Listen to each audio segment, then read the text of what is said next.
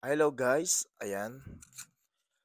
Today ay gagawa tayo ngayon ng video tutorial kung papaano mag-send ng location gamit ang Messenger at WhatsApp. Ayan.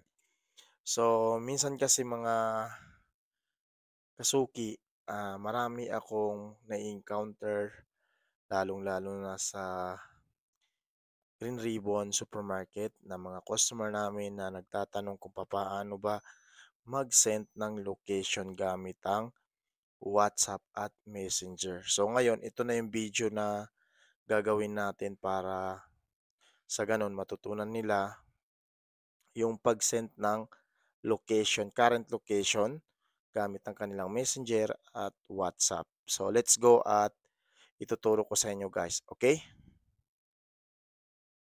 So ngayon guys, nandito tayo sa ating hole. At syempre, hanapin natin ang Messenger. Ayan, i-click lang natin yung Messenger guys. Ayan.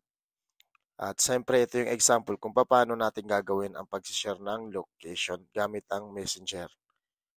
So, nakikita nyo yung parang plus na yan guys, sa gilid, sa tabi ng camera. I-click nyo lang yan guys. Ayan. Pag di pa naka-turn on ang inyong location, i-turn on po ninyo para po ma-access niya po ang inyong location. So, ayan. At syempre, nandito na tayo guys. Kung nakikita nyo tong start sharing live location, pwede na po yan sa Messenger dahil madali po natin mahanap ang ating location. Ayan. So, napakadali, di ba, sa Messenger? So, next naman po ay pupunta naman po tayo ngayon sa WhatsApp application. Ayan po yung ating application sa WhatsApp. Ayan. Ganun din po. Kung nakikita nyo po yung parang plus, ayan. I-click nyo lang po yan. At pagkatapos po, ay ito yung lalabas. So, mamimili ka dyan, meron nakasulat dyan na location.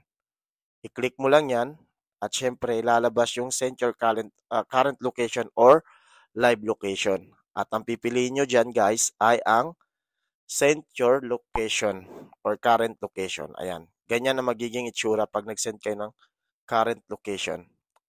So, ayan po yung mga tutorial po natin para po sa ating WhatsApp Messenger, WhatsApp location at WhatsApp Messenger location. Maraming salamat po at please pa-share po ng ating video. Sana po ay may natutunan po kayo kung paano mag-share ng location sa Messenger at location sa WhatsApp. Maraming salamat po at mabuhay po kayo mga kasuki. Sukran Katir.